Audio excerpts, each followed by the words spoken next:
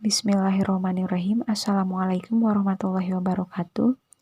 Yang terhormat Bapak dosen mata kuliah Kewirausahaan dan UMKM, serta teman-teman yang saya cintai.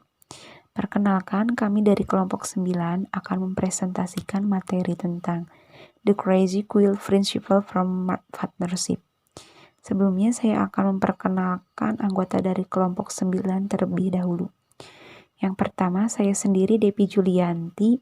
Yang kedua ada Devi Desdwiani Hardiana. Dan yang ketiga Vina Nurbianti. Dalam diskusi kali ini, kami akan membahas 5 topik. Yang pertama yaitu The Patchwork Quilt and the Puzzle. Yang kedua, How Effectual Partnership Happen. Yang ketiga, Bidirectional Persuasion. Yang keempat, Creating Market Through Partnership. Dan yang terakhir, takeaway buy-in is better than selling. Untuk mengefektifkan waktu, langsung saja ke topik yang pertama yang akan dibahas oleh saya sendiri, yaitu tentang the patchwork quilt and the puzzle. Making a patchwork quilt differs from putting together a puzzle in at least 4 ways.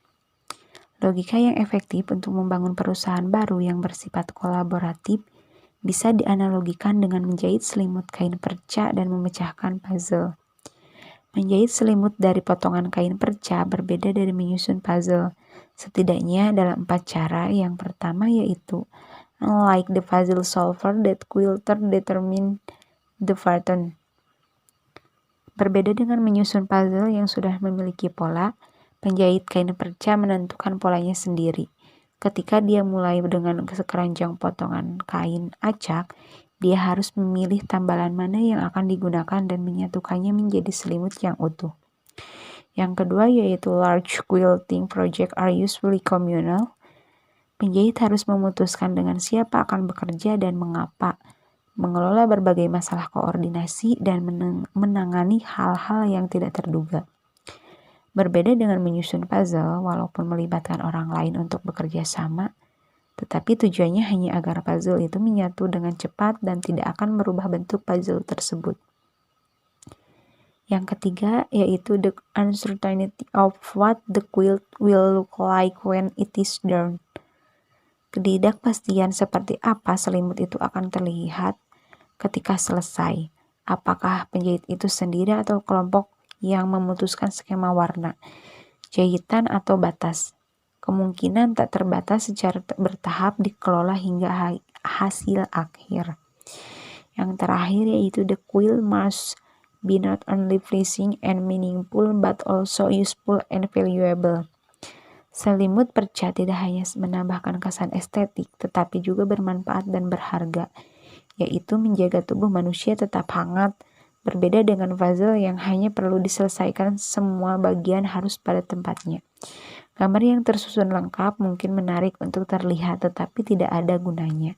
Saya akan membacakan materi selanjutnya, yaitu How Effectual Partnership Happen. Effectual partnership encourage you and your venture to go in direction you could have possibly imagined when you started. Kemitraan mendorong Anda dan usaha Anda untuk pergi ke arah yang tidak mungkin Anda bayangkan ketika Anda memulainya. Dan itu merupakan sesuatu yang bagus.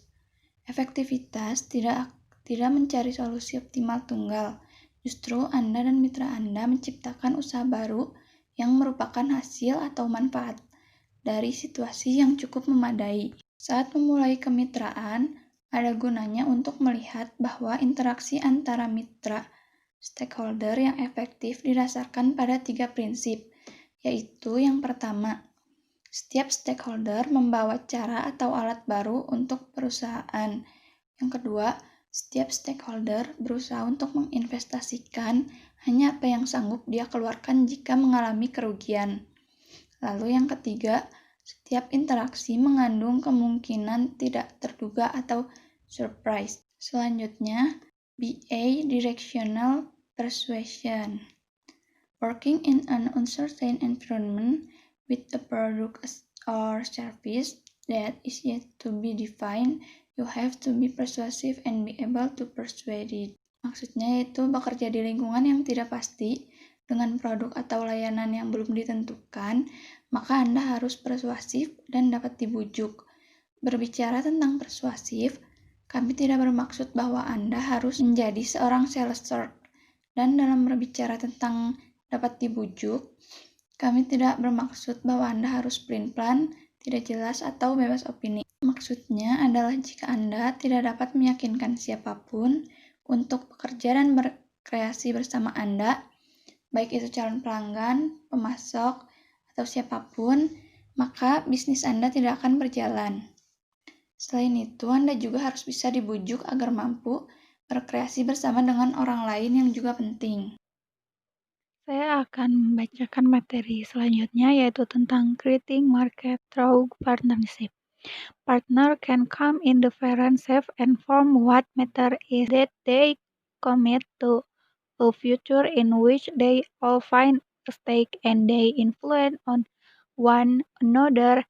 Ideas about what shape that venture should take in an effectual partnership. What matters is that all parties find something in it from them.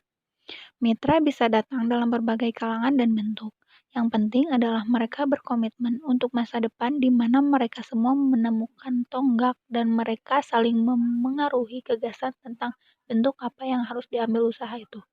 Dalam kemitraan yang efektif, yang penting adalah semua pihak menemukan sesuatu untuk mereka. Mereka akan mencoba menciptakan sesuatu yang baru bagi kedua belah pihak, sesuatu yang bermanfaat bagi keduanya, dan sesuatu yang tidak dapat mereka ciptakan sendiri. Memulai membangun komitmen dengan stakeholder bisa menjadi bagian tersulit. Begitu interaksi dimulai, berbagai kemungkinan mulai terbuka. Selanjutnya yaitu materi tentang takeaway. Buy-in is better than selling. The answer of the question of how you think about the effectual interaction is simply that buy-in is better than selling. In other words, effectual interaction come together at commitment. So as nice as it is to have someone who is willing to make a transaction with you, what you really want is that concrete and rational commitment to co-creating an idea with you. Untuk pertanyaan filosofis tentang bagaimana Anda berpikir tentang interaksi yang efektif, jawabannya sederhana.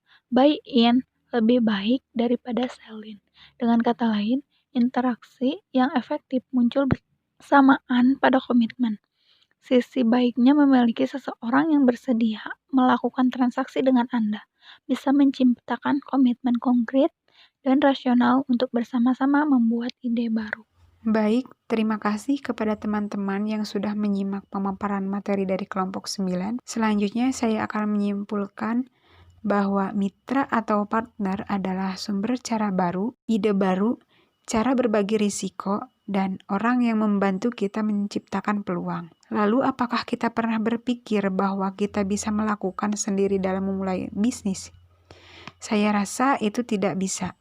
Kita memang membutuhkan orang lain, terlebih bisnis kita yang memerlukan orang lain.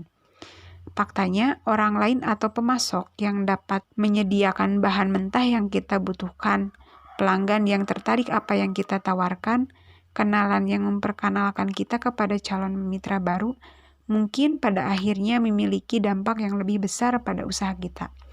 Menurut konsep intersubjektif, mengakui bahwa kita adalah makhluk sosial yang dalam dan ketika diproyeksikan ke masalah memulai usaha baru, ini menjelaskan mengapa kemitraan atau partner, terutama kemitraan yang efektif, sangatlah penting. Mungkin hanya itu yang dapat kelompok kami sampaikan. Mohon maaf bila banyak kekurangan. Wassalamualaikum warahmatullahi wabarakatuh.